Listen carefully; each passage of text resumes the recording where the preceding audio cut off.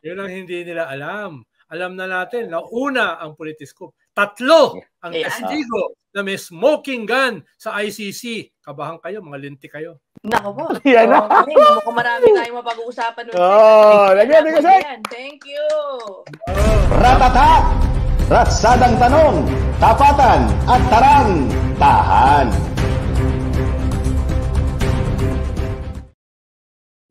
Yan ang Marites. Marites na may laman. Di ba? Yan, sige nga. Konting Marites. Yung 3 testigo, ano yan? Testigo na may hawak ng smoking gun, literally. Galing doon sa mga pumapatay. No? Na kinuwan, na pinatunayan ng poster boy na si Espinido. Yung poster boy ng Tokhang, di ba?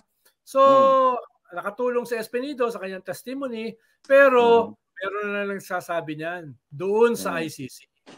Okay. Ito ay may direct knowledge. Ibig sabihin na hindi ito hearsay. Meron. Yan, No? Delikado yan. May direct knowledge. Yung literally at figuratively nagtatad-tad ng mga bangkay na kanilang pinatay. Di ba? Ito yun.